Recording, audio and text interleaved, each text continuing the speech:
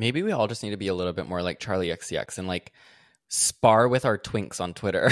Hello, and welcome back to A Bit Fruity. I'm Matt Bernstein, and I'm so happy that you're here. I'm so happy that you're here. I'm so grateful for everyone who listens to this podcast. I am so grateful.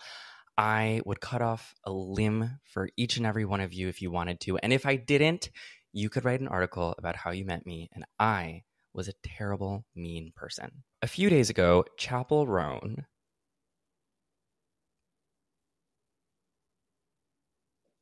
No, period. Yeah. You said it. A few days ago, Chappell Roan canceled 2 shows that she had planned as part of her tour in Paris and Amsterdam due to what she wrote was scheduling conflicts. She wrote on Twitter, "Due to scheduling conflicts, I have to make the extremely hard decision to cancel my Paris and Amsterdam shows. I'm so sorry and very disappointed. I promise I'll be back. I'm heartbroken. Thank you for understanding." People quickly realized that the scheduling conflicts in question were her VMA rehearsals, because she is now slated to perform at the upcoming VMAs. Some of the responses to this announcement. Respectfully, Chappell, if you hate fame so much, maybe you shouldn't be playing shows like Lollapalooza and the VMAs. If you just want to make music and have people resonate with it, stick to the shows you booked for true fans who got tickets before you became famous. 6,000 likes. Choosing the VMAs over your fans, 9,000 likes. Be respectful to your fans challenge, 3,500 likes. Today, we need to have a little huddle up, you guys, and we need to talk about fame.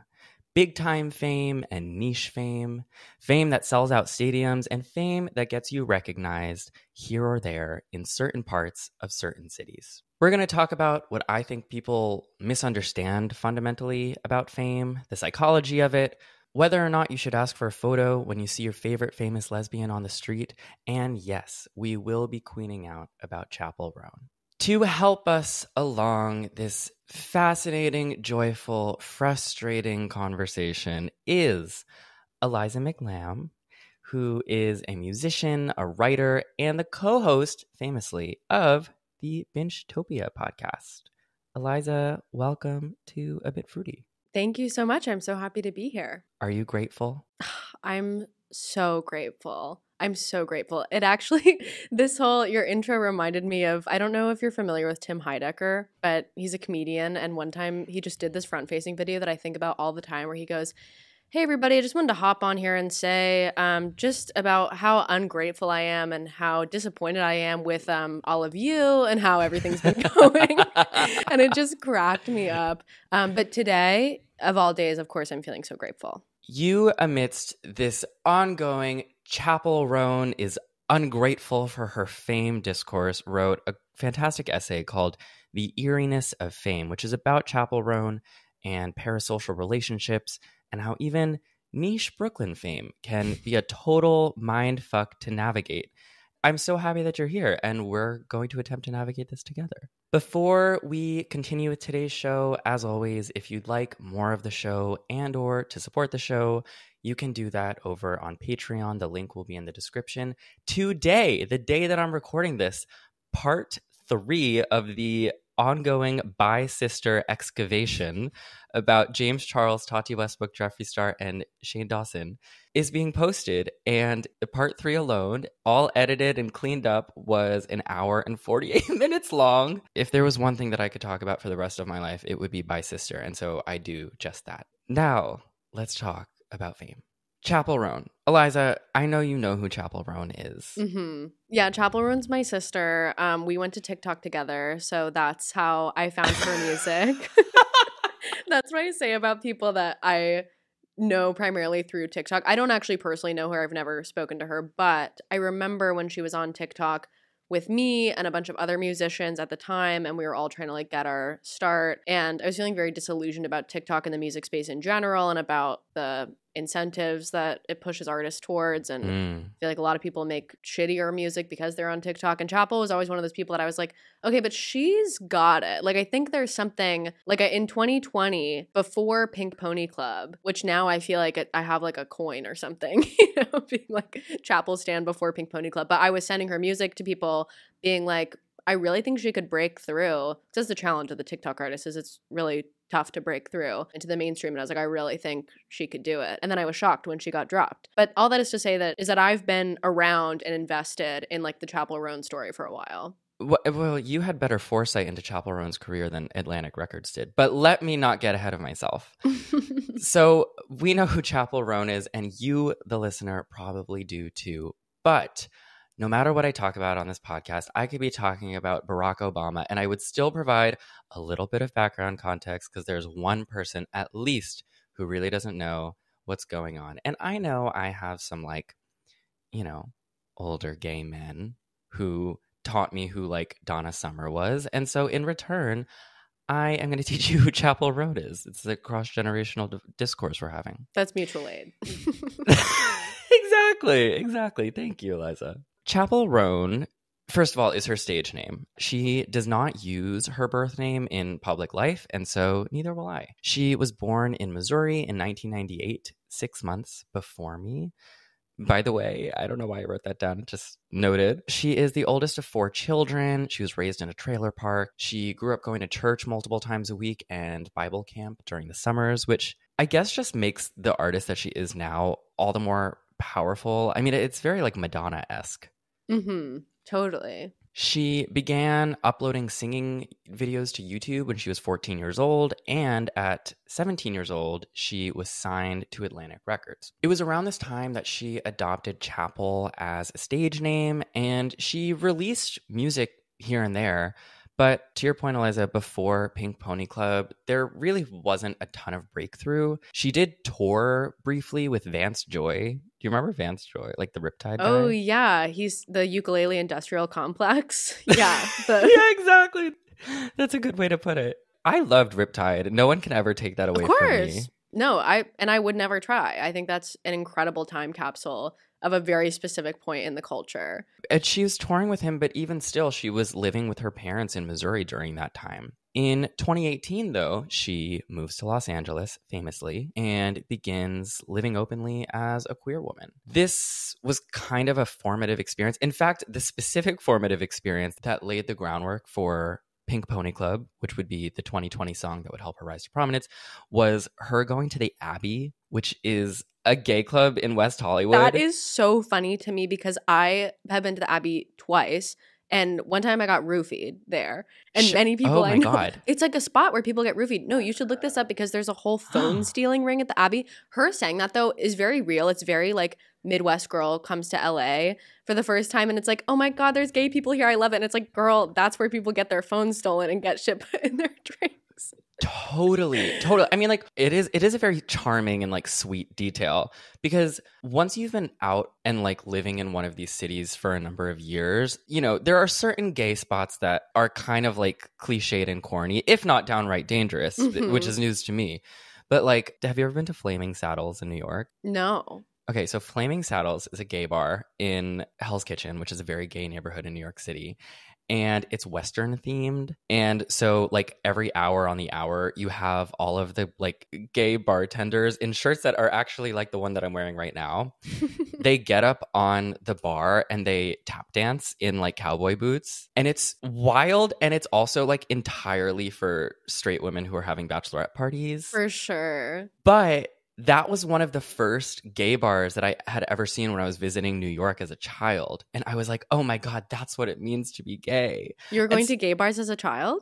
I'm sorry, I walked past it. I was walking down 9th Avenue with my family and I walked past it. And I remember seeing these gay guys like standing outside of it in like cowboy boots. And I was like, I think my wicked dreams are calling from Tennessee. Yes, a place for boys and girls to all be queens every single day. Exactly.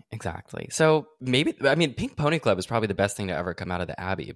Yeah, to be sure. You really should look up the article because it's like they have a phone stealing ring where you go in and then your phone gets passed around within seconds and like wrapped in tinfoil so you can't track it. It's actually quite sophisticated. And I think they took Be Gay, Do Crimes to like an unprecedented level. Right. They didn't steal Chappell's phone, so that's good. I'm thrilled you had a great experience. Like, maybe I'm in the minority. So, 2020, Pink Pony Club comes out. I'm gonna keep on dancing at the Pink Pony Club. It was produced by, thank you. It was produced by Dan Nigro, who was about to explode in popularity in his own right for his work the following year on Olivia Rodrigo's Driver's License and just like her entire smash hit first album, Sour. I think Dan Nigro ended up seeing something in like the longevity of talents like Olivia Rodrigo, like Chappell Roan, which other people might write off as like, oh, that's a Disney star, like that's an internet person. And he's able to kind of see, oh, there's like a thread here that I can follow. Well, so speaking of people sort of discounting her, right after she releases Pink Pony Club, evidently before it becomes a hit, which it is now, she gets dropped by Atlantic Records. Chappell Roan gets dropped for underperforming, which like is kind of the biggest bag fumble of all time. Yeah, somebody got fired for that. But that's also like it's part of this whole movement that happened, like this almost like pump and dump of majors signing TikTok stars and then either shelving them or like in the case of Chappell Roan, just dropping them immediately. But I've heard of so many people who signed a 6-figure deal, like in advance that they'll never out earn probably, in part because the label doesn't care to grow them and doesn't care to do anything other than capitalize off of their TikTok hit. So it's really good to see this Chappell Roan story because I think so many times when internet artists sign to a major, it just doesn't go that way. You made a passing mention at the beginning of the episode that you think TikTok and like the business churn of the music industry that TikTok has become inextricably linked to has made music worse. Can you just like, because I totally agree, but I think you have the language to describe that phenomenon better than I do. So could we just do a quick interlude about why TikTok made music worse? Yeah, I mean, okay, brevity is not my strength. So I'll try. I will try to give it. Okay. I will say I have written multiple like long form essays about this if you're like interested in more of the universe around it. I think that TikTok is a very different atmosphere now than it used to be. I got on TikTok like early 2020 and started posting songs on there when not very many people were using it for music promotion, and neither were the people who were originally on it. We were just like singing our songs and like not even thinking, like a lot of us didn't even have Spotify profiles or anything. It was just like, here's the place where I'm going to post my music.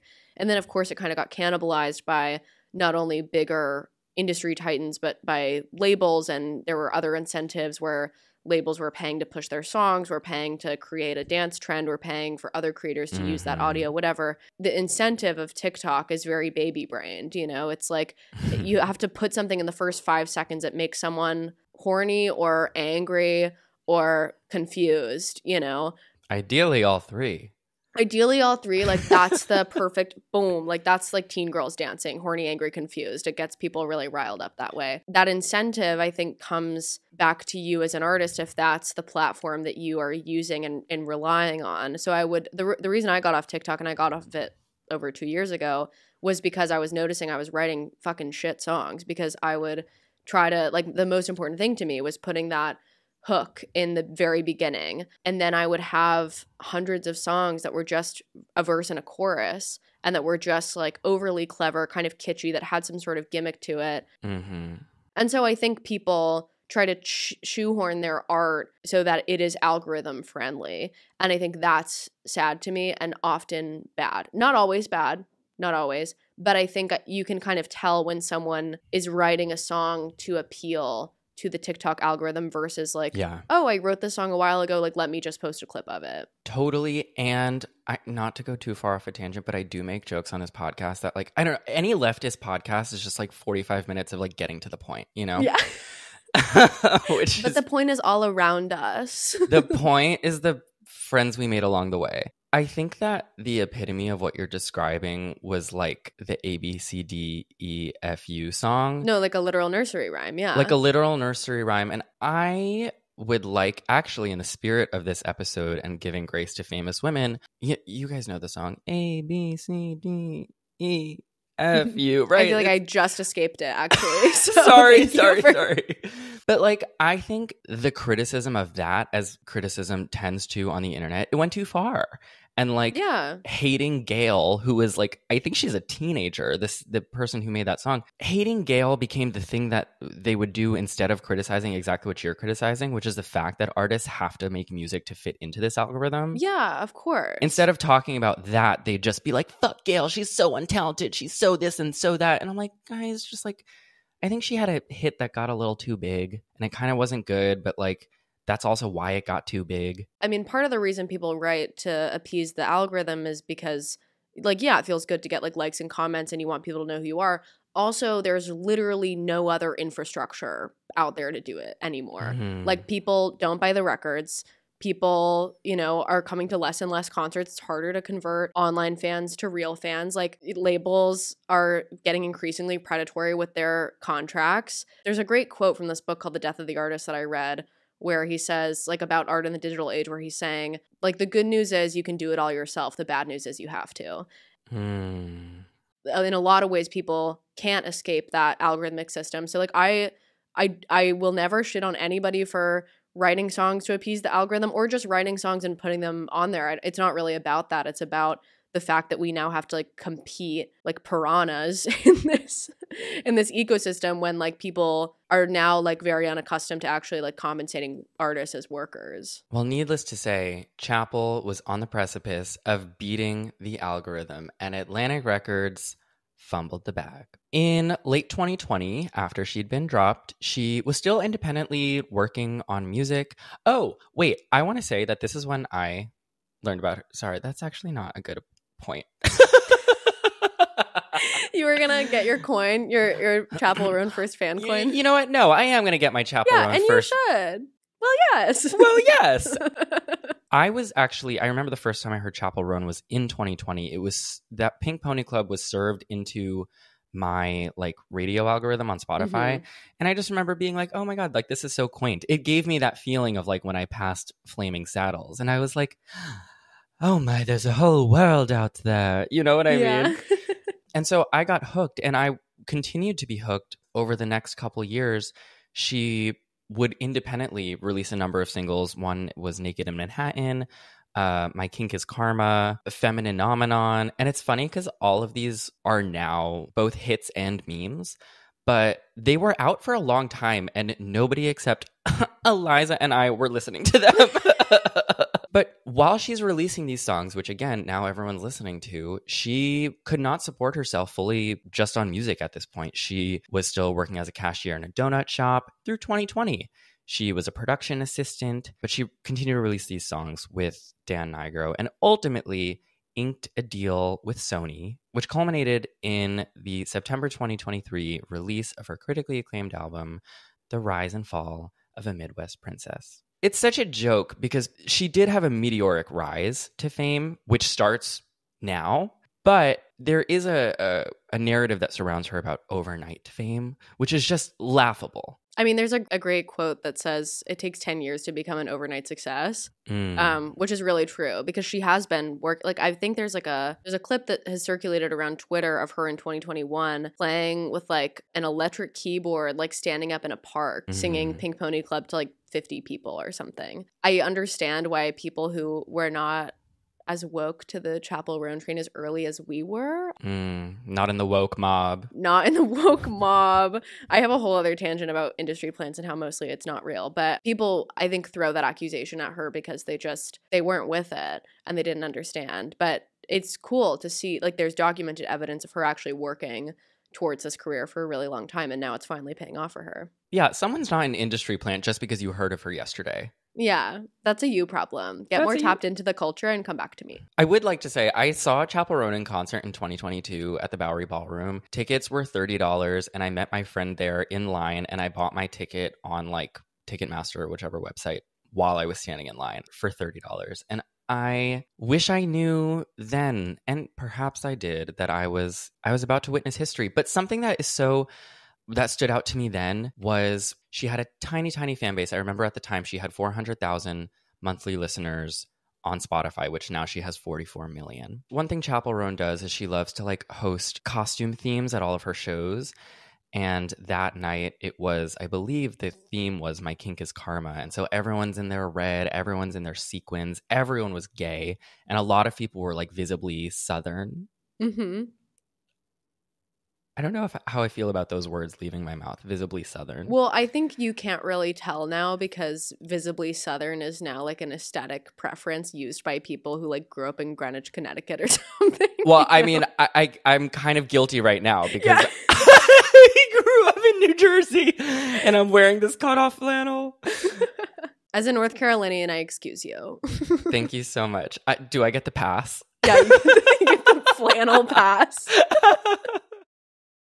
I travel a good amount for my job, and, occasionally not for my job. Like a few months ago when I went to Mexico City. You guys have great pyramids. Not enough people are talking about them. But I got there, and only once I got hit with the roaming charges did I realize that I had not set up my international phone plan before leaving for the vacation. And so, watching a YouTube video on my phone in the car on the way back from the airport was a mistake. From our friends at NordVPN, Saily is the new streamlined way to stay connected to the internet while you're abroad. It is so easy. You just download the app, select which country you're going to, and get a plan that'll keep you covered while you're on your trip. Think no more buying SIM cards at the airport. No more getting scammed buying a fake SIM card at the airport. No wandering around a place you've never been before searching for a Wi-Fi hotspot. With Saily, you're connected the moment you land.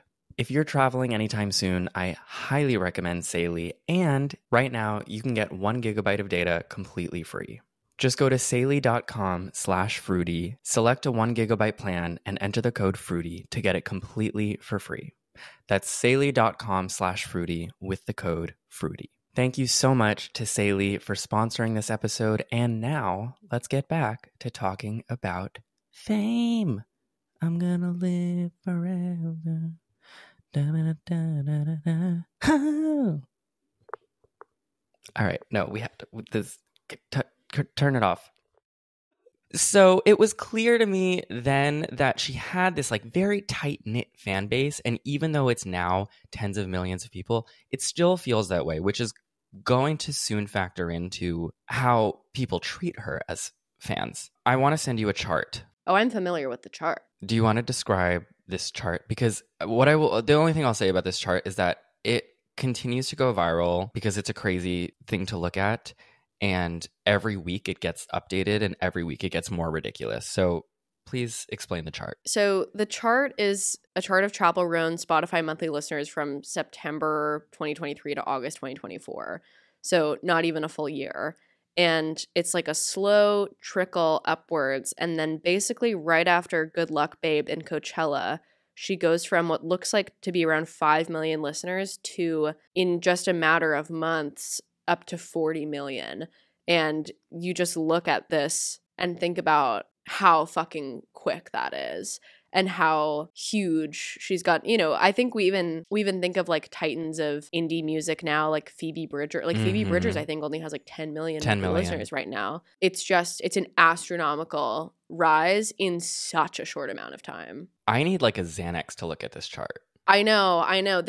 Seeing this chart is like partially what inspired me to write the essay that I ended up writing about her, because I was just like, I cannot fathom, like, and I don't think any human brain like chemically can fathom what that kind of growth and fame would just do to you. There are a couple things that like catapult her into mainstream fame, and one of them is opening for Olivia Rodrigo on her tour, and then she releases Good Luck Babe, which now everybody's heard, and then she performs at Coachella, and she has a Tiny Desk thing, and like one thing after the next goes viral, and then all of a sudden you've heard of her.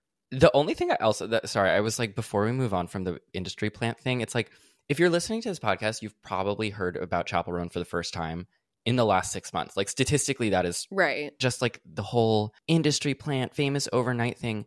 She was opening for Vance Joy on tour 7 years ago. The girl's been working. the thing is, her main thing that she had to overcome coming from TikTok artist, like the brand of TikTok artist to real artist, is getting that kind of press recognition.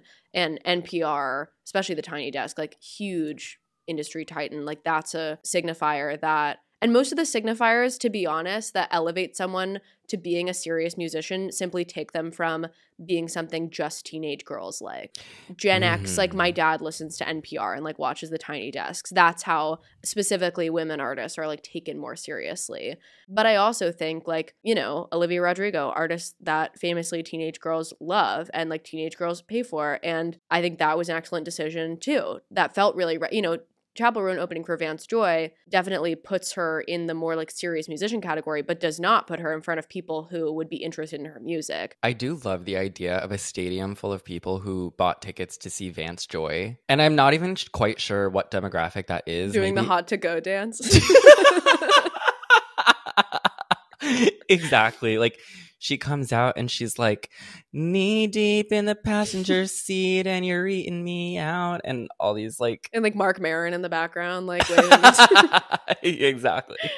exactly. So she becomes extraordinarily famous extraordinarily quickly. I'm really interested at this point in talking about who exactly Chappell Roan's fans are. I would say first of all it's a very queer fan base, and I think as a queer artist she's someone who, and I think this happens with people who become successful from any number of marginalized groups, but like there's this feeling of like ownership and like we made you. Yeah, I mean, I think that's like kind of some of the tricky spots with representation in the arts. Like, I mean, the fact that Good Luck Babe became as big as it did, like that is a song about compulsory heterosexuality sung by a lesbian. That's crazy, you know? And for many people, specifically queer people in the South who like, you know, did not get the chance to express that, you know, early on or even later, like have their own blocks with it, to see that like the number one song in the world be the song about that. It's like, oh my God. And it's only the one song. You know what I mean? Like that's it. Like that's all we got right now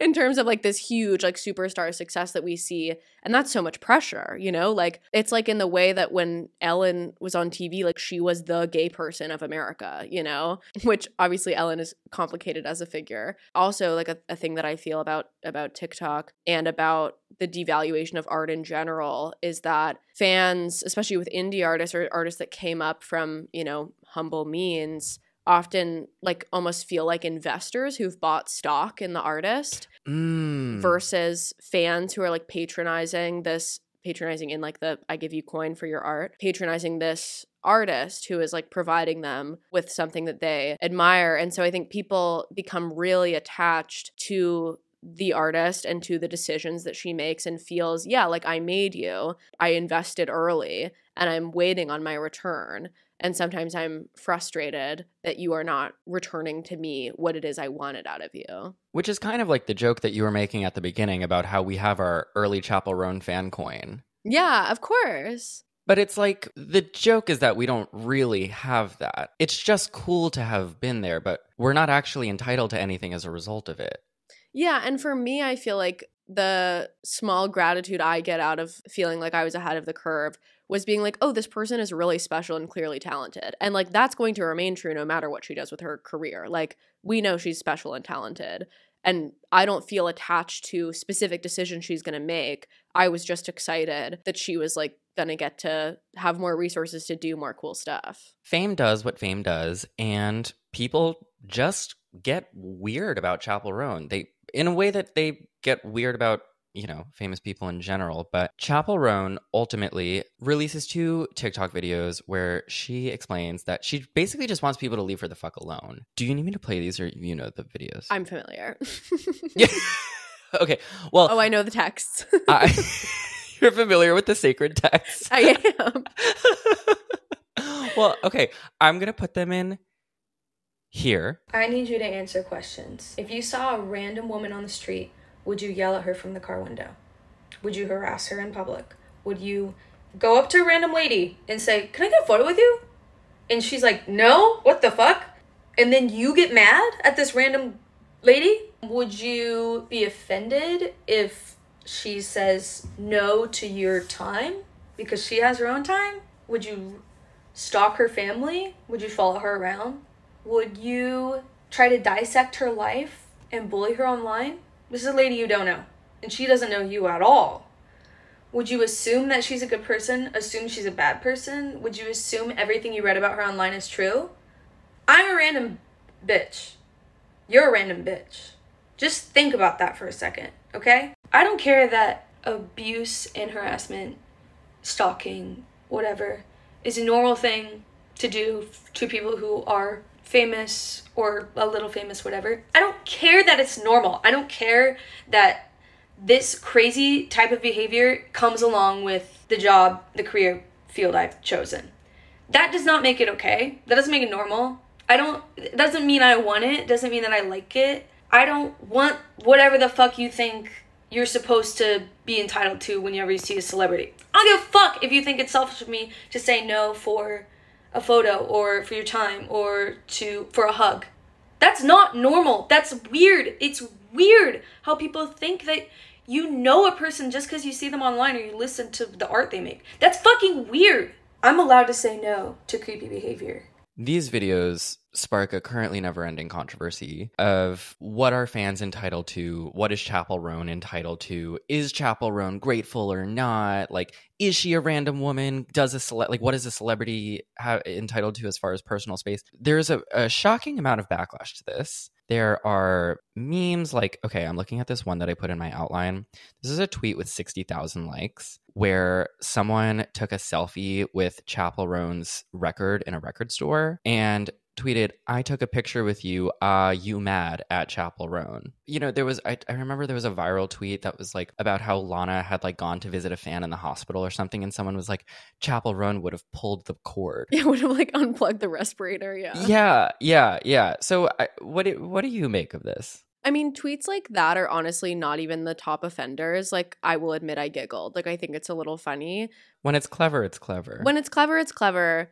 However, there's like another section of tweet that I feel was more interesting to me. What I notice is that the video comes out, there's a first wave of people being like, oh my God, like everybody's being so mean to her, like you guys are freaks, like leave her alone. Mm-hmm. Then there's a huge backlash to that, as there is with anything that gets that big on the internet, and people are saying she's ungrateful, she's not cut out for fame, like I don't know what she expected, like what the fuck. Very you signed up for this. Yeah, and then there was a more interesting, like the most interesting for me was that like third wave, which is like that's kind of how I think about anything that gets really big on the internet is like initial reaction, backlash, secret third thing. And like the secret third thing for the Chappell Roan situation was people being like, wait, like I obviously wouldn't like dox or harass her, but like is it bad for me to ask for a picture? Like is that not, you know, and that was the interesting thing. That seems the most human reaction, you know, of like, okay, I feel like I can understand how she's uncomfortable. And yet like I'm a little confused. Like what's the negotiation here? And that I was like, okay, this is where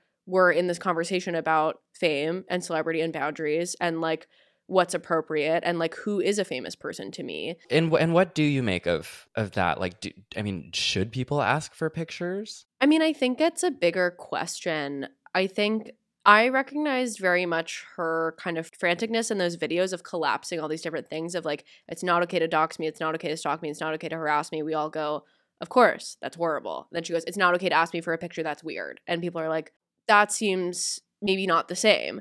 But it totally can feel the same when people are encroaching. You know, it's one of the things I said in the essay is like, obviously, if you were like being devoured by lions, you'd like scream out and be like, can somebody come fucking tame this lion? Like take care of this. It wouldn't matter what the specifics of it were. It kind of all feels the same. But it's this question of entitlement. Does she owe fans a picture? Does she owe fans a hello on the street? Does she owe whatever? And that's kind of this idea of fans feeling as though they've purchased this stock of the celebrity or that they actually kind of own a bit of them as a person. One tricky thing about this is that I think we often don't think of artists as workers, not only because we have like a lot of romantic notions about like art just like comes from the heart and like it's so separate from that idea of like work or anything like that. But it's what she's saying in the video is like, if I'm not on the stage, I'm not at work right now. Like I'm not Chappell Roan right now. I'm my other person. And in terms of actual entitlement and what things are actually owed to people, I mean, the way I've always thought about it is like, okay, if you buy a ticket to my concert, you should expect me to show up and sing the songs and have a full set list. And that's it.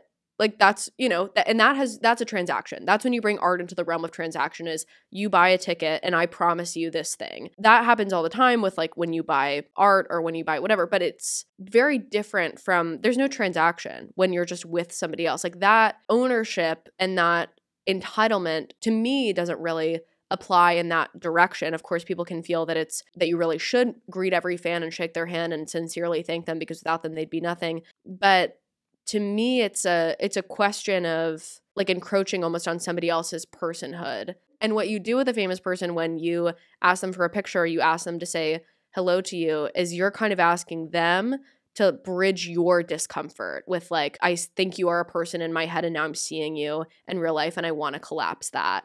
And for a lot of people, the idea that those two worlds could be collapsed is really scary. Like even for someone at like my level of almost no fame at all, the idea that people want to get even closer and want to close that gap even more, like can feel scary and can feel in many ways like indistinguishable from like, I want to come to your house and like see your family.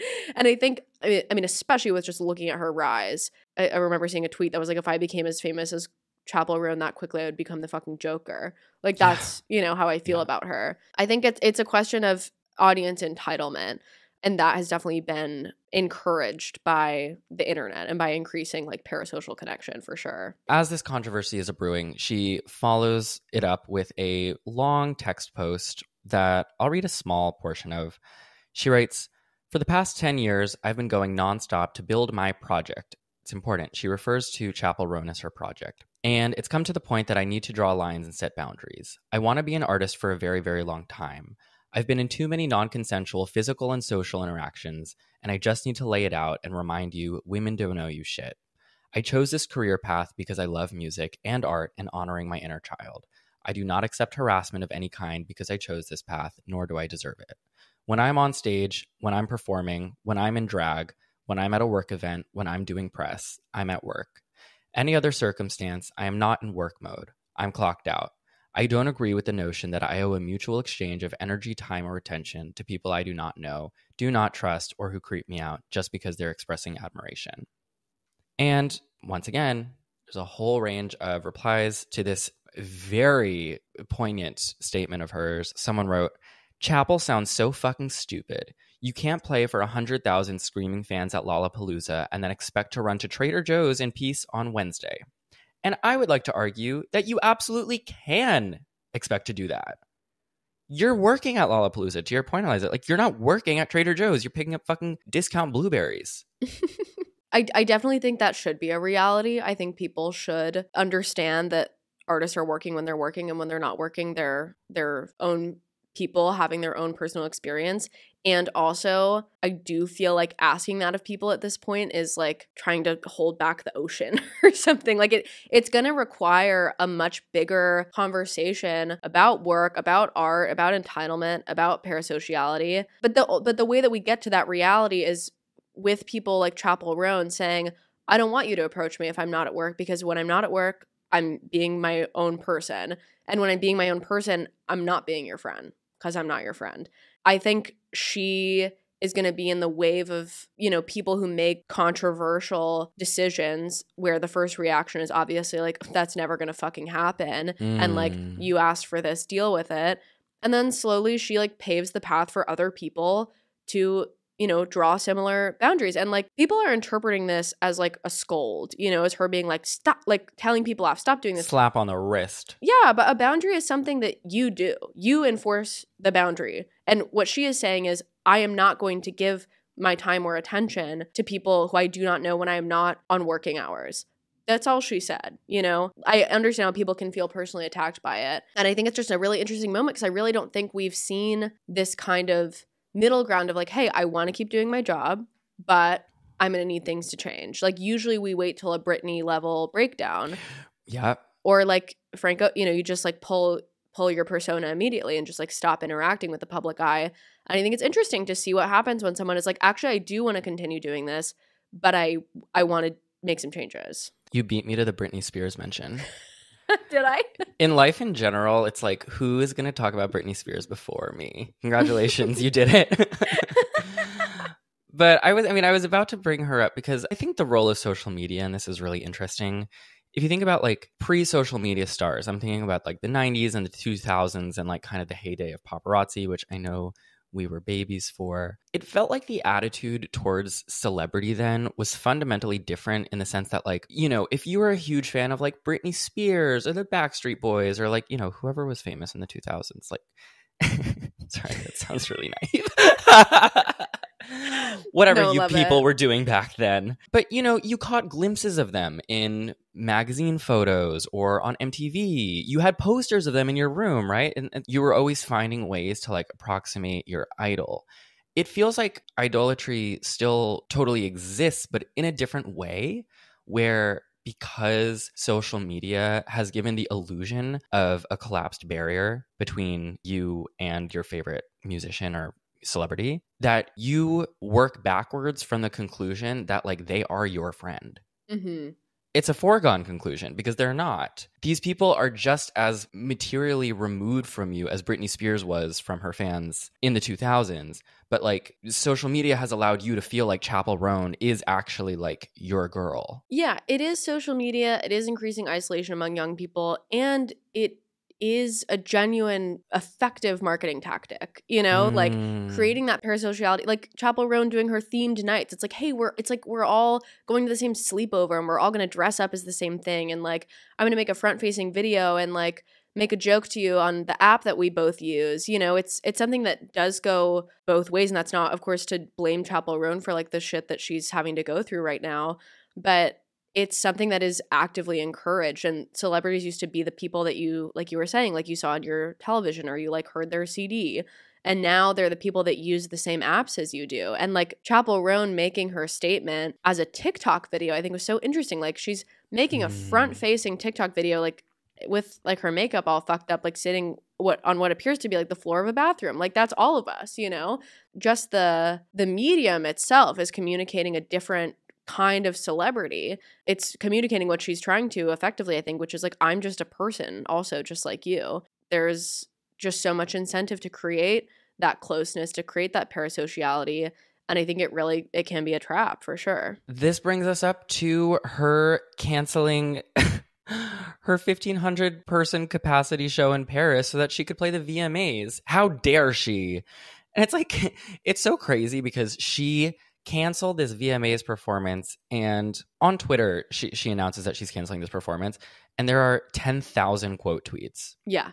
The capacity at the Paris venue was 1,500 people. There are more people angry about this than that could have fit in that fucking room. Yeah. So there's like a performative anger here for sure, which kind of brings me to another point that I wanted to discuss, which is this idea of being womaned. Are you familiar with the womaning? Oh yeah, RFQ is like one of my besties. Being womaned, this is something that was coined by RFQ, Rainfisher Kwan, who we love. I've mentioned her a number of times on this podcast. One day she'll be here. She wrote an essay basically talking about the shelf life, what she calls, of a female star. And I'm just going to read a little bit of an excerpt from that because we have witnessed it once again with Chappell Roan. Like wild animals and recycled plastic, women in the public eye have a life cycle that most of us know by heart. It starts with adoration. She lands starring roles, she writes hit songs, she goes viral. She's new and young and profitable. Then the idolatry begins. Maybe magazines start selling copies by calling her the voice of a generation, or the next Marilyn or Eartha, even though she's barely college age. Maybe they'll label her a feminist icon because she went to the Women's March. Maybe she gets too many fans too fast. Either way, she's well on her way to overexposure. The jokes that people found charming 6 months ago are starting to get old, and you're being force-fed her face through every algorithmic channel your phone can handle. And wasn't she always kind of annoying anyway?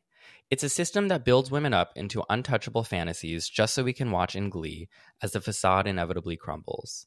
It's a perpetual cycle of ritualistic idolization, degradation, and redemption that serves only to entertain the masses and generate profit for the powerful. I just wanted to include that because it's like Chappell Roan's not even the first woman to go through that like this summer. Yeah, totally. And I think especially in like the rise of online fame. Like, I think without the internet, Chappell Roan wouldn't have been able to ascend as quickly. Like, normally, before the advent of the internet, the way that would happen to like a female star would be like one project was released, like one Britney album or like one Angelina Jolie movie, and then you would see the uptick. And with Chappell, it's just been like a series of like cacophonous events that just have like stacked on top and shot her to this crazy trajectory that we all watched every single step of. And like that's a much more intimate involvement than we had with like, oh, all of a sudden Angelina Jolie is a famous person that I know the name of. Totally. I mean, I just remember like with Chappell having one viral moment after the next, like this past spring, I was like, the tide's going to turn. The tide is going to turn. I know. You watch something like that. That's why the graph is so scary to me, because I was like, like, because it's literally when do people start hating her? It's going to topple, yeah. Of course. You know, in the 2000s, it was like Britney, Amy Winehouse, and then in the 2010s, we did it with Anne Hathaway, Jennifer Lawrence, and like just over the last couple of years, it's like Rachel Zegler. Rachel Zegler, was in West Side Story and The Hunger Games and is now going to be in Snow White. And what's interesting about like her ascendance to fame, which, you know, she's a Hollywood starlet and everyone loves her. And then all of a sudden she's like, there's a particular like racial component to the hate directed towards Rachel Zegler because she's playing Snow White. And people are like, how can you be Snow White and not white? But it's interesting because it's not just like Nazis going after her for like not being white. It's like it's people trying to justify their hatred. Like, oh, it's actually, she just like gives me the ick. And you're like, is that it, or are you kind of racist? People love to moralize like why they don't like a woman, and there's never a moral cause. Well, I mean, I have like written about this in terms of like the Reddit threads I got really into of like influencer snark, and I called it like the socially conscious mean girl, which is I thought about it particularly. I literally in my last episode was talking about how I spent time on Beauty Guru Chatter. Of course. No. Sorry. I mean, I have also, that's why I wrote about it, because I was so fascinated by it, because I would get sucked into it and be like, wait, like, why does it feel good to like have this space to kind of whatever, you know? And I think like the Redditors really view it as like, this is my righteous cause. Like, this is the rich and the powerful. And like, I'm speaking truth to this. And like, I'm exposing her lies and I'm liberating women everywhere. And, you know, and that's not really what is happening. I don't think. I think it's perfectly normal and natural to shit talk people, and you should. And like there are things that are enraging about like thin white women getting famous over and over and over again. And also there is a component to it where I think it's a very modern thing where people feel that they can't just be haters anymore. It can't just be like, oh my God, the outfit looks like shit. Because then you're not a girl's girl. You're not what. So then you have the thought, oh my God, her outfit looks like fucking shit. And then instead of just saying, honestly, I think a healthier expression is typing, her outfit looks like shit, send. They'll be like, did anybody notice like the way she was like body checking in this? Like I low-key think that like she's encouraging like a generation of women to like have it. Wait, hang on, can we compare this photoshopped picture to this picture of her where she's not photoshopped so that I can reveal the lies and liberate women everywhere, where it's like, just say she looks clapped. Like, honestly, just say she looks clapped, because the rest of it is and like, honestly, you don't have to say she looks clapped. You could probably just you could keep it to yourself. But if you have to say something, yes, be honest about what be honest about what it is that's actually bothering you. Right. And I think too, like another thing I was gonna say about the way that Chappell's approaching this is I think when we see like the woman dark, usually with female celebrities, either they will just kind of like demurely step away from the light and hope that everything dies down and they can like put out another project at some point that people will not care about as much. Or it goes Britney, you know, and she's like, fuck you. Like this is insane. And you people are fucking killing me. And Chappell is doing a really interesting thing where she's actually trying to have a dialogue with people about it. She's trying to strike a middle ground. And I think that actually is the most respectful thing that you can do. Like I remember at some point on the podcast, I said something like, oh yeah, sometimes I embellish stories on the podcast because it's like, this is entertainment. I think it's funnier. And also I think I don't want you as the listener to be under any pretense that like we are personal friends and everything that I say to you is the truth.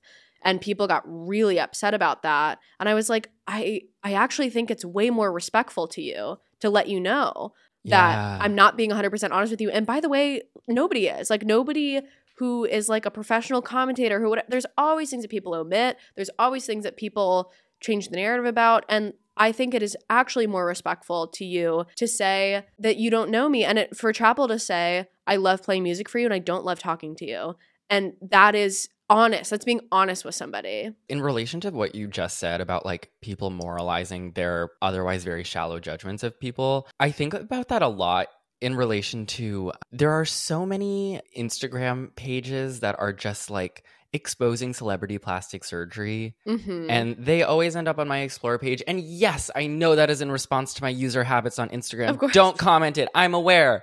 But I'm always seeing those. And I think stuff like that started as like, we must topple the unrealistic beauty standard that celebrities set for us and acknowledge that they're having this done. Da, da, da.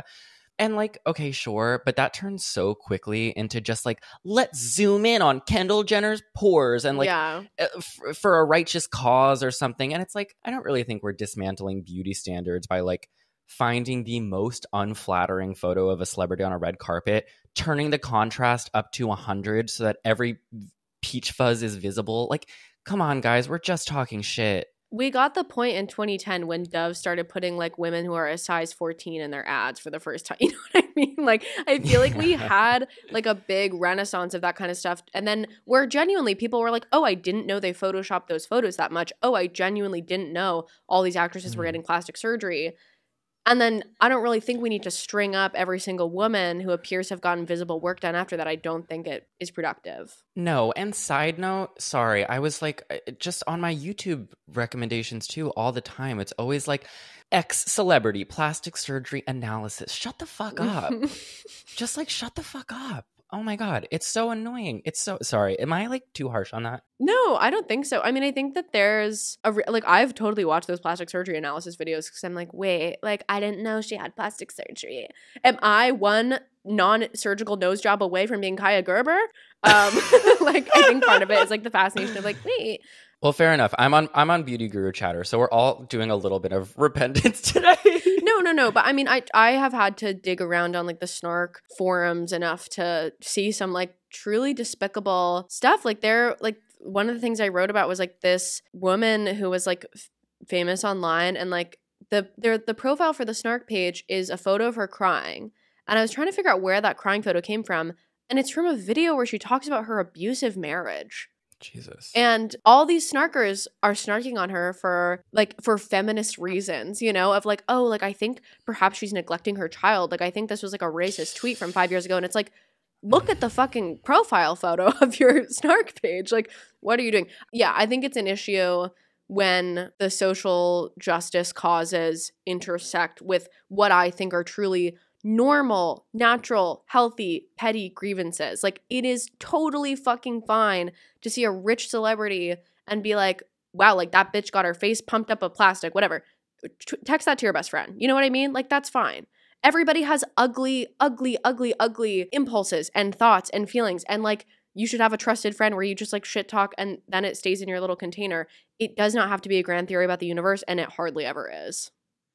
Ate that up. That was a really good rant. Thank That was you. a really good rant. I feel like I've been ranting so much. You give me a microphone and I just go off. You're a good ranter. What can I say? Thank you. I want to take a quick break from the show to give a thanks to Factor for sponsoring today's episode. I always watch those like Architectural Digest celebrity house tours, you know the ones, and these celebrities are always showing off their like most beautiful kitchens you've ever seen, and they always give these like relatable human anecdotes about how like I love cooking for all the people that come to my human house, and like I love baking with my children and whatever. I was watching Sofia Vergara's from earlier this year, and she's showing just like the most magnificent kitchen you've ever seen with this $30,000 Le Cornu stove. And she's like, I don't know how to cook. I don't want to learn how to cook. I bought this stove because my son told me to, and I like it because it looks good. And that's me. That's me. Except I don't have a $30,000 stove. But like the idea, I have, you know, kind of a wacky, unpredictable work schedule. And right now cooking, and it's just not a priority for me. Sorry. I would Annie's mac and cheese it every single day if the human body could sustain that. Fortunately, I don't have to because there's Factor. Factor's fresh, never frozen meals can meet all of your nutritional and dietary needs. They are delicious and they're ready in 2 minutes. Non-cooking girlies, non-trad wives, let this be our liberation. I have been loving Factor's different chicken options as well as their beef ragu.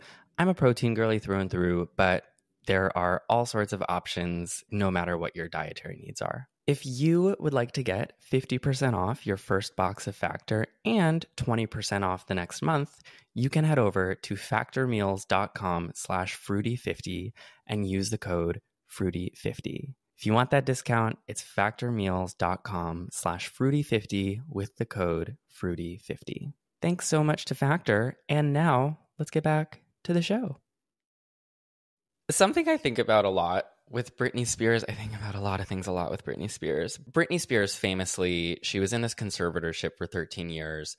And when it was highlighted in a 2021 documentary, which was done by the New York Times and distributed by Hulu, called Framing Britney Spears, which you very well may have seen. Did you see it? I did see it. This led to, waves of both support for Britney Spears to get out of her conservatorship, but also a sort of societal reevaluation of how we treated Britney Spears in the early 2000s. And that was a correct thing to reevaluate. And also, nobody has applied what they learned from that situation to any celebrity since then. And this idea of how did we let that happen? You see these old clips of how they used to talk about her body and her children. And one thing that is always brought up in these documentaries about Britney Spears, which there are many at this point, because there is a Britney Spears apologia industrial complex now. It's we continue to mine this woman's pain and suffering, even in the form of apologies, which is just another tangent. But they always bring up the outrage over when Britney Spears was photographed by a paparazzi driving with her then baby in her lap. You remember this? Mm-hmm. Yeah. And I just think that if that happened today, that would be on Pop Crave. Yeah. And it would have 30,000 quote tweets of everyone saying the exact things that I don't know, what's his name? David Leto? Jared Leto? Not Jared Leto? Oh, her husband? No. No. Sorry, okay. And No, you got it. Fuck me. We're back. We're so back. Hi, it's been a few days. The name that I was thinking of was Jay Leno. Saying the exact same things that all of the late night hosts were saying in the early 2000s about her. This would be a hit tweet on Pop Crave, and everyone would be calling her a terrible mother, and everyone would be saying, and it's just and you know what, though? I do think if it was a Pop Crave situation, there would be two sides. There would be one side that's she's a fucking horrific mother, stone her to death. And then there would be a side that's have empathy for her situation. I think we have evolved a little bit, but it's still this kind of dehumanization of turning this one woman into a culture war bidding item. Even the lens through which people are able to be more empathetic now to female celebrities is because they feel closer to them. Is because they feel that kind of parasocial attachment, that kind of parasocial ownership, which can flip on a dime. It's not the true loyalty. I do think in a lot of ways the culture has evolved. And hopefully, we are less at risk for the kind of significant abuse by late night hosts and mass media that Britney experienced. And I think to a degree we may have learned from that. But also the kind of defense you get from fans as a celebrity, and especially as a woman celebrity, it never comes for free. And it always is something that could turn and is not a true loyalty, but a sort of attachment to the character that people have of you in your minds. And if you stop behaving like that character, then those people potentially turn on you as well. Is what we need from Chappell Roan an absolute meltdown, an absolute crumbling for us to then be wow, maybe we should have been this, that, and the other thing, and then to create a documentary and distribute it and you know what I mean, and continue to find new ways to profit off of what we've done. I want to reference something from the essay that you wrote, which was the impetus for me sending you an Instagram DM to do this today. In your essay, you included a screenshot of a message that you received from a fan who went to a show of yours in Chicago. And they wrote to you after the show, "You were so rude to me outside your Chicago show tonight, girl. I cannot. Remember who's paying your bills, LMAO." Can you contextualize that message and perhaps guide us into a conversation of our, what I would call, small fame? So The Chicago show that I played that night was amazing. It was sold out. It was such fun energy, like super great crowd. I get off stage and exit like outside. The stage door goes directly outside the venue. And so I thought I was going to be able to walk around and get let back in to the green room. And then when I got to the green room door, it was locked and nobody was there. And simultaneously, the whole sold out crowd that had just seen me get off stage follows me outside and starts surrounding me, which is not an experience I get very often because, once again, I am not famous. And it's like maybe 50 people outside. And then I turn to look inside, and there's people inside, like pressing their cameras up against the glass. I just came off stage, so I have my earplugs in. I can't really hear anything but like screaming. I'm like turning and I'm waving and I'm trying to say hello and thank you and whatever. And then finally somebody lets me in and I was like, whew. And I kind of like breathe a sigh of relief. Then I get that message. And like it shook me, you know? I was like, whoa, because for a second I was like, wait, what could she possibly be talking about? Like, because there was afterwards like people who had like stuck around and I was like smoking a cigarette outside and people like came by and were like, oh, I love the show. And I was like, oh, thanks so much. Like, thank you so much for coming. And I like signed a few CDs or something. And I was like, God, like, did I say something? Whatever. She was talking about, I think, being a part of that mass of people that came out that were like, you know, it felt very disingenuous to me because I was like, you know that you didn't come onto the street to say hello to me and then I said, puh, like you're a pathetic piece of shit. You know what I mean? I didn't ignore you. Like you were there. Like, you know, it was a situation where like it was impossible for me to interact with anybody.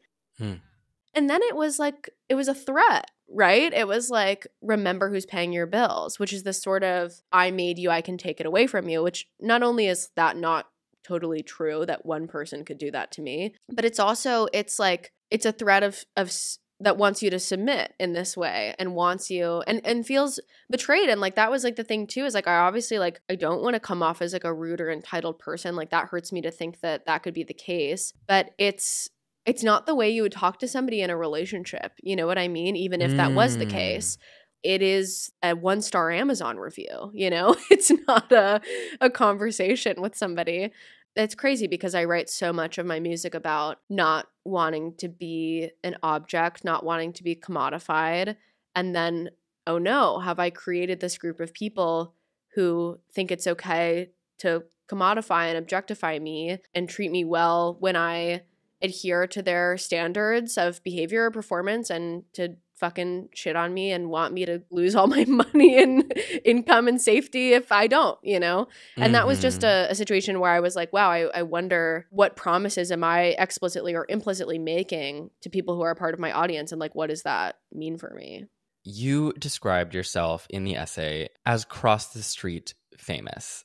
And I feel that way also about myself. Could you describe what cross the street famous means? Yes. So I just was thinking of this anecdote of when I came out of a show in Williamsburg and there was like a bunch of people outside and I said hello to a lot of them and we was still trying to pack up the van and was feeling a little overwhelmed. And then, you know, I kind of see more from down the street that maybe some other people are coming up and I like turn to my manager. I'm like, oh God, like, I don't know what to do. Like, I'm so wiped out and like, I can't meet another 100 people. And he puts his arm around me and says, let's go across the street where you're not famous anymore.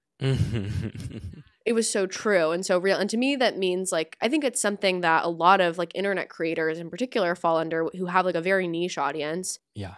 Where it's like, yeah, if I'm doing a show and there's 500 people at the show, like I could get mobbed like a pop star. But if I'm just out and about, like nobody knows who I am. Like I almost feel like embarrassed for people who recognize me in public, not because they're being embarrassing, but because the other people around us will be like, who the fuck is that? Like totally. Like, why are you freaking out? Like, who is that? Totally. I feel the exact same way about myself. I'm like, someone like might come up to me in a coffee shop and be like, do you write those things on Instagram? Yeah. And then I'm like embarrassed because the people around me, I'm like, no, I promise I'm not really anyone significant. Yeah. I have a modestly listened to podcast on some episodes. Yeah. Yeah. I mean, I remember one time Kim Petras wrote something like, it's so humbling to walk into a straight club because I will go into a gay club and everyone's like, yes, queening me. And like, I'm like A-list in a specific type of gay club, but I leave the gay club and nobody knows who I am.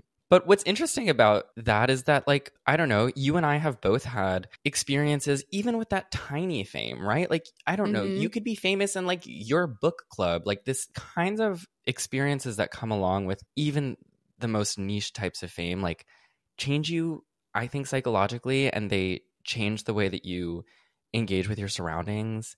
Like, I've had a number of experiences like that. I noted some of them down here because I've been wanting to get this off my chest for years. Speak your truth. I mean, first of all, sexual harassment in gay clubs is one. But like, I don't know. People don't really know who I am, but sometimes in gay clubs people do, just because I have a gayer audience. Calling some of you out right now on the gay part, not the sexual harassment part, hopefully. You know, just people feeling entitled to your body. But I had like, more specifically, I had one years ago when I was kind of just starting. So it was kind of a shock that this even happened at the time. I had such a small audience, but I had a Grindr hookup come over. And we're in bed, like rolling around, making out. And he pulls away and he looks at me and he's like, my friends aren't going to believe this. Whoa. And it's like, it was so we didn't even end up like having sex, honestly, but it was like so, I never forgot. That was like 4 years ago, 5 years ago. I would not fuck somebody after that. I'd be like, get out of my house. Yeah, no, exactly. But like, I never approached any like, you know, theoretically like anonymous like dating or hookup situation the same after that, because it's like, oh, and I don't look like I'm very aware of like my specific kind of like tiny niche internet podcasting fame, but it's such like, I guess why I'm saying any of this is that like, I can't imagine these experiences, which have fundamentally changed, like, for example, dating for me. Yeah. On the level of like tens of millions of people. And I would go so far as to assert, and you can give me your thoughts on this, but like, I think there's very few people for whom being famous is fun. I think it's a blessing to be able to do what you love for a job and to be able to pay your bills making whatever it is that you make, whether it's art or music or movies. But I don't know, sans like, there's probably a few people, like I think Charlie XCX probably likes being famous. My friend Kat Tenbarge, who sometimes does this podcast with me, she tweeted something that I thought was really poignant, which was, fame makes people miserable, especially women. And I think a lot of people think that they want to be famous, but would actually dislike the reality of being famous. Women in particular are supposed to be grateful to be objectified and expected to be perfect all the time. First of all, like the experiences you shared are very particular to the kind of niche micro fame that we have. And I think in a way, like Chappell Roan is like a capital C celebrity. Like it's universally recognized. And like, I think almost with like the kind of podcaster or like digital, like internet presence fame, people actually feel that they know you even more than they would feel that way about a celebrity. And that's really interesting. And I think like the experience that you are describing with like your dating situations is like the one of like feeling dehumanized, you know, like you're in this very intimate moment with somebody and then they pull away and they're like, oh my God, I can't wait to like use you as like as a piece of like window dressing in the story I'm going to tell my friends. Mm-hmm. That is totally like takes you out of your body. But back to the concept of fame, I think it really depends on how famous you are, when you got famous, and who your audience is. Because I think Charlie XCX probably does enjoy being famous, and that's because she's like has this kind of adversarial relationship almost with her fans, where they're like naughty boys, you know what I mean? Yeah. And she can, you know, she's not trying to be your best friend, and she like makes that very clear. And I think the people who do make that clear immediately have a much easier time. Like Chappell Roan being the person who said like, I was a gay kid in the Midwest and like I want to help everyone like express themselves, and like I want everyone to be queens, and I want my shows to be a safe space. That's how people fucking hate fame because you can't be everybody's best friend. You really just can't. And like I was thinking about that too, and we were even talking about it offline before we started recording, like being a kid, like a closeted queer kid in North Carolina, being not well liked in high school, like running the feminist club, and everybody hated to see me coming. And then you get to a point where I started this podcast and I have this audience and I'm like, oh my God, like people like me, like people want to be my friend. Like, of course I'm your best friend. Like, yes, of course. And then it gets bigger and bigger and bigger. And then it's impossible for you to make a decision that pleases everyone. You cannot keep that Mhm. promise. And I think that is when fame gets tough for people, is when they promise something in particular to their audience. Men probably have an easier time, you know, in general. And also people who got famous like 20 to 30 years ago, I think have an easier time. Like there's a lot of like classic male indie rock star. Like I'm thinking like Jeff Tweedy from Wilco. Like I don't know how often he gets like mobbed, and maybe he does, but I feel what's more likely is that he gets to be a rock star when he steps on the stage, Mhm. which is like what he wanted. And then probably like a dad every so often like sees him in a coffee shop and is like, oh my God, you're the guy. And he's incredibly famous, but has this sort of relationship that is different from like the kind of stuff we're talking about. Maybe we all just need to be a little bit more like Charlie XCX and like spar with our twinks on Twitter. One of the people I think of all the time is my friend CJ, who's CJ the X on YouTube. And like their thing from the beginning was like, hey, by the way, like you don't know me, I don't know you, I don't care about you because I've never met you. And I think that has kept them sane in a way that like I've been massively jealous of. But I also think like so many people start making a platform for themselves when they're like 18 or 19, and then it like spirals out of control and like you've no idea like what you've done. You know, like Yeah. and when you're 18 you don't want to be like give me my boundaries, you know. I'm just like, please desperately everyone love me and tell me that, you know. And it's a two-sided coin because you get way more love and way more attachment, and the people like I get scared when someone comes up to me and is like, I love you so much, like your work is everything to me, because I look at them and I'm like, I'm gonna disappoint you so horrifically one day. Like one day. Oh my God, totally. And like even in the DM history, like my like most virulent haters, I scroll up, used to be the biggest fans. And I'm like, it's not safe. Yes. Oh my God, I've had that. Yeah. Where sometimes people tend to follow me mostly because they agree or at least find like my political choices interesting. But the people who really kind of like avidly follow my work online, when they leave, they tend not to be like, oh, I'm not interested anymore. It's like oftentimes, to your point, they become like the biggest adversaries where they're like, I fucking hate him. It's a breakup. Like that's what I think you have to understand too, is it's like there's always like a phase in like a real breakup when you like know a person and are in an actual relationship with them where you're like, oh, like this actually isn't going where I thought it was going, or like this person actually isn't the person that I thought they were. And it's like such a big like loss and a grief. And people are going through that in like a one-sided way. And I don't want to like everybody has parasocial attachments. Like I have parasocial attachments with people, even though I've met really famous people and been like, oh wait, like they're just people, you know? It's a natural thing, and especially like unavoidable in the context that we are in right now.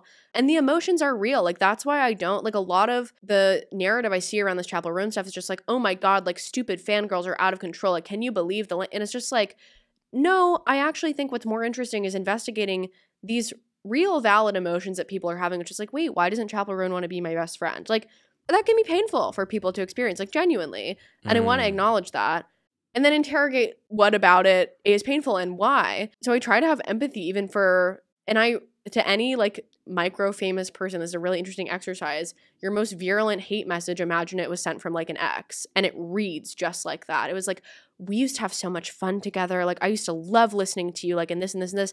And then you started doing this and everything changed. And I can't find myself being able to listen anymore. You know, it reads just like that. And it's really interesting to be able to see people like having that experience with you, a person that they've never actually directly interacted with. Yeah. Wow. Yeah. One of the last points that I wanted to bring up just about like fame and people's misunderstanding of it is, you know, you said Chappell Roan is a capital C celebrity. Mm-hmm. And I think at this point that's true. 6 months ago, she was more of a niche celebrity, but even still, like her celebrity is very different than Beyonce's celebrity, is very different than like yours and my. I'm not even going to use the word celebrity. Let's be fucking real. But like, something that is interesting is that to someone who might be a fan of you, Eliza, and Chappell Roan and Beyonce, when you're a fan of someone, like celebrity is celebrity.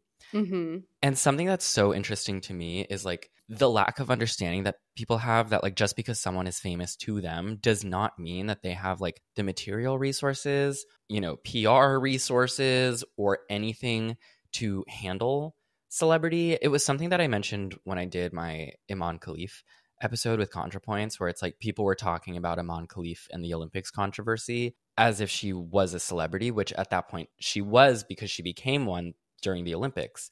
But until the Olympics, she was kind of just a random female boxer. And most people don't know that much about any female boxers. And so it wasn't like she had a PR team, and it wasn't like she had all this money. And another thing that I think plays into people's entitlement of like, I can say whatever I want about Chappell Roan and I can feel however I want and express that as violently as I want to, is because she's a celebrity and she's rich and she's famous. It's one of these things where it's like, first of all, Chappell Roan is not yet rich. I say that confidently. It costs a lot of, you would know this, it costs a lot of money to be a touring musician. And it takes a while to like make a return on that investment. And I mean, she's also so young. Like most people who get that much money that early, like buy a fucking Mercedes Benz and then it's gone the next year. But I think also, regardless, like we don't fully know her financial situation, and regardless of that, like she's not a politician. You know, there's a very real difference between the kind of power that celebrity gives you and the kind of like material power you actually have to like genuinely change the world. And like Chappell Roan has a lot more influence and power than most of us, but still, like, I think in this world where everything is increasingly celebritified and like, you know, every person is encouraged to be their own celebrity. Like there's millions of micro famous people making vlogs about their daily life. Yes. And making stupid little gay podcasts. Making stupid little gay podcasts, you know, like I feel like everybody has like a girl from their high school that just like got really big on Instagram Reels and like does influencer reviews and stuff. If you look at polling of young children and like what they want to be when they grow up, I think like something like 80% of them want to be an influencer. So it's like we're being trained already. Like everyone is supposed to be like kind of their own influencer. And like obviously not to be too like capital L liberal with it, but like we did have a reality show president in our office. Like you can live out. I'm living out. Like we fully elected a reality show celebrity to be our president. Like the walls are collapsing between like celebrity and politics, which is why we fucking have Kamala Harris brat summer or whatever is happening over there. Yeah. And I think people confuse that too. And people are like, she's rich and powerful and therefore like I can kind of do whatever I want to her. And that's part of because, you know, part of the reason is because we just have like no political literacy in this country and people like on a fundamental level don't understand how things work most of the time. But I just went off on my tangent about how Chappell Roan is not the government. But I really think some people think she's the government. But maybe she should be. And that's a problem. People think Chappell Roan should be the government when I'm like, no, Chappell Roan should be a pop star and we should like go watch her sing and then not be aware of her other than that because that's clearly also what she wants. Yeah. Yeah. Wow. Chappell Roan is not I mean, I had more notes, but that might be a good place to end it. Just Chappell Roan's not the government. If there is one thing you take away from this is that Chappell Roan is not yet running for office. We can pray. We can pray. But honestly, I hope she never does because if she runs for office, then I'm probably not going to like her anymore. I know. She shouldn't be the government. That's the point. Yeah. Chappell Roan isn't and shouldn't be the government. I love podcasting. Look, the leftist podcast finally got to the point at the end. Eliza, the last question that I have for you is what now? Like, where do you think we're going from here? And do you think we're on the brink of positive change when it comes to this, like, self-evaluation of our parasocial relationships and especially how they mostly doom women artists? Or do you think, and this is the more cynical view, that we've kind of just with social media only begun to see how bad this can get? Yeah, I am an optimist, and so I would like to believe that this is kind of like a cultural turning point. I mean, I think we're going to see what happens with the Chappell Roan situation and see how people respond to that. It might just be an example of like, I think Chappell Roan may just kind of step out of the spotlight for a little bit and be like, you know what? Like maybe this is what fame requires right now. And for that reason, like I need to step away a little bit. I don't think this kind of parasociality serves the fans either. I think when there's not honesty about the relationship between the fans and the music, it makes everybody feel bad. Like from all of the breakup messages essentially that like even I've seen on my end from people feeling really disillusioned with like who they thought I was as a person. I just look at them and I go, oh my God, I wish you never thought you knew who I was as a person. I wish you just like engage with the art or engage with like the ideas. And I think like from the times that I felt that way about people, about artists or, you know, musicians or thinkers or whatever, like I don't know, it's difficult because I don't, again, want to like chide that response because it is fundamentally human. But I hope it doesn't end in a situation where Chappell Roan like burns out in this way that's ultimately not going to be good for her. But I do think at the very least she has created a pathway for other people to say, hey, this is also not okay with me, because the only way we change anything is by one I sound like a fucking kindergarten poster, but it's like, you know, one person makes the step and then other people are like, wait, that's possible. Like I too could go down that path and other people can use her as a reference now. Now the next person will not be the first person to ever say something like that in like the mainstream. And so I am happy for her and I'm hoping that she's just like doing some normal ass shit. Like I hope she's like going to the creek with like her friend and like drinking a beer or something. You know what I mean? Like I hope she's able to just kind of step out of being a symbol. What do you think? I think that we've been approaching celebrity wrong for a really, really long time. And I think that a lot of people and a lot of women in particular have been driven to the brink by it. And I just don't think that it has to be this way. And I think that, to your point, like I think Chappell is kind of like patient zero of like, what if we were forced to not think about it this way? To your point, like, what if Chappell removed herself? I mean, she's said that like if people don't chill the fuck out, especially about like her family, Chappell has said that people were like going to her like normal non-famous sister's work. My God. She said that if people don't cut that out, that she will stop. And it's like, okay, what if that's what it takes? And I hope that's not what it takes, but what if that's what it takes for us to like fundamentally rethink what we're entitled to as fans?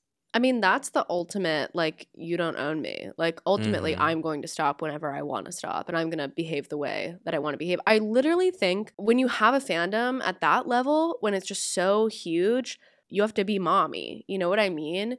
You have to be like, I'm going to tell you what to do. Because the thing is, fans shouldn't be telling the artist what to do. That's not how it works. Like, if that was the case, like, there's a reason artists are artists, because they're visionaries in a way.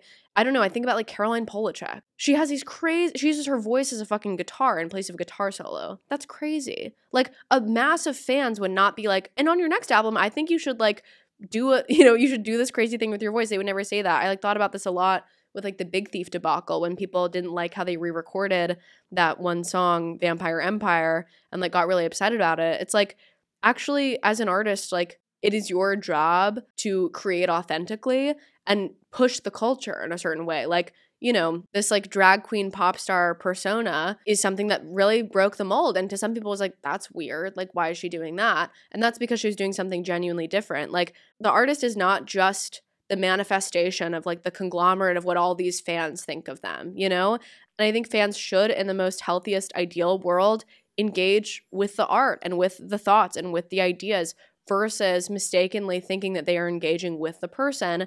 And that can leave you in a very amazing place where you can have a favorite artist and you have a favorite album of theirs and there's one album that they put out and you're like, doesn't really hit for me. You know what that means? I'm not going to listen to it.